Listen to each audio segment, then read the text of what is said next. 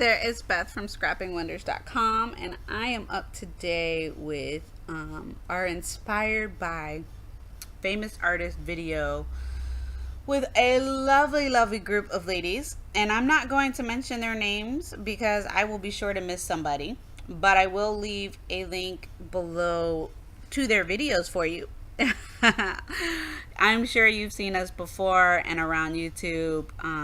And this series is pretty much we're picking inspired things by. So on the side there, you can see a photo of a Salvador Dali image, and he is the artist that I chose to be inspired by for this video. So once I got inspired, I was like, there's got to be a way for me to recreate this. And I'm working in my traveler's notebook insert with the mixed media paper, and this size happens to be a B6, which is 5x7. I'm giving it a try. I wanted to see if I like this size. I do find that it's super easy for me to complete my traveler's notebook insert art journals because it's not as many pages and it's not as daunting to me. So I wanted to try it out and see if I like this page. Size, not this page, but size. There we go.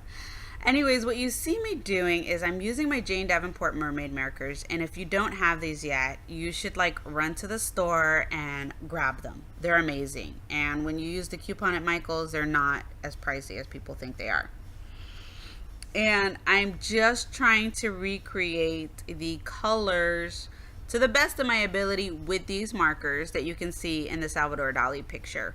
Now, I know the blues are not exactly the same, but I really wanted to bring in the different blues there. And that's why I went and grabbed some water and my paintbrush, because these are water reactive.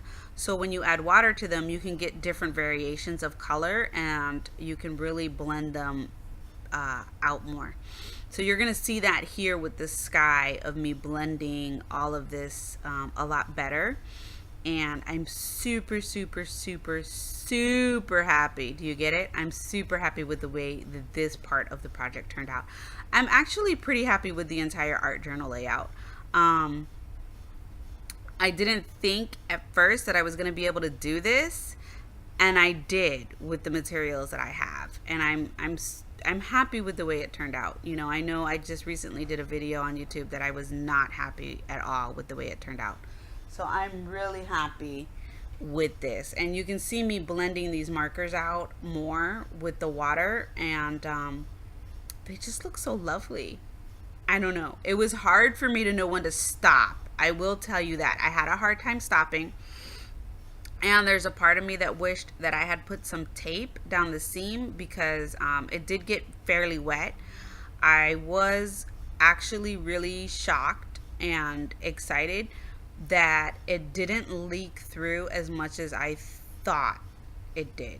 So you can see that I already dried it and I'm reactivating it to get a better blending there. So these markers are very forgiving in that sense, you can see on the right hand side I did not reactivate it and blend it more, and I was going to. I truly was. I was going to.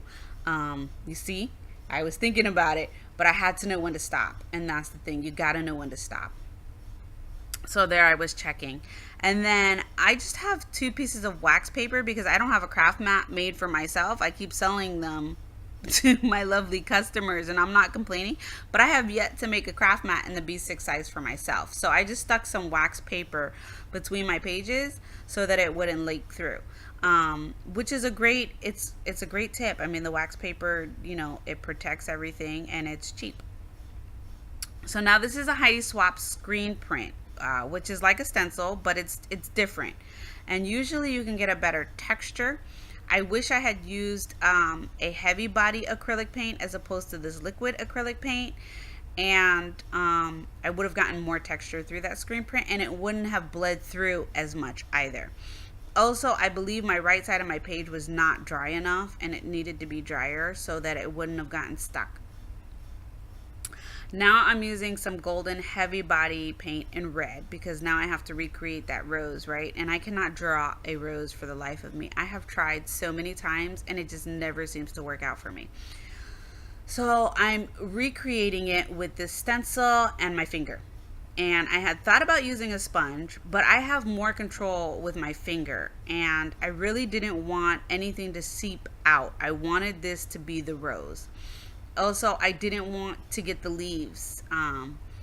So I did that. And then I noticed that the paint seemed to be like soaking up some of the mermaid marker ink, or it wasn't as vibrant as I wanted it to be after I dried it. So I went in for a second layer, and after the second layer I was super happy with the way this turned out. My finger worked perfectly, and that's what I love about heavy body paint. That's what I love about going and spending the extra money on the heavy body paints, because you can get this type of stuff done with your finger. So then I went back and I looked at my picture a little bit more, and I noticed it wasn't necessarily texture, but there were like shadows and stuff in the bottom part of it. And I wanted to recreate that. So I grabbed this Tim Holtz stencil and I grabbed my Dilutions paint, because my Dilutions paint, and it's an acrylic based paint, but it has the tendency to pick up the underneath or not be so opaque. So I've tried with the brown first, but you really couldn't see it. So then I grabbed the white, knowing that the white is not completely opaque and it would pick up some of that brown beneath it. Then I was like, sometimes I have to learn to leave well enough alone, and I didn't. So I grabbed some matte gel, heavy matte gel, and some Prima Art Stones. I mixed that all together, and then I put these in here to be kind of like these hills. And I'm not unhappy with it, but I'm not completely happy with it. Like, I probably would have been fine if I had left it alone. But after I color it I went back with the mermaid marker and I colored the hills. And then I went back with some Lindy Stamp Gang, and I cannot remember the color for the life of me, but I went back with some of that and I went over the whole thing. And then I was so happy. The shimmer from the Lindy's really made a difference, and it really brought a cohesiveness to this bottom part, because right now you can see that I went over the hills and they don't look blended in. But once I put this over everything, it really brought everything together and made it look so pretty. So that's it. I hope you were inspired by videos. I hope you got some inspiration from my art journal page and you learned some new techniques with it. And I hope that you will give art journaling a try. I really enjoyed making this layout and I'm super happy with it. So please leave me a comment below and make sure that you subscribe to my channel so that you stay up to date on everything. Thank you so much for watching. Bye.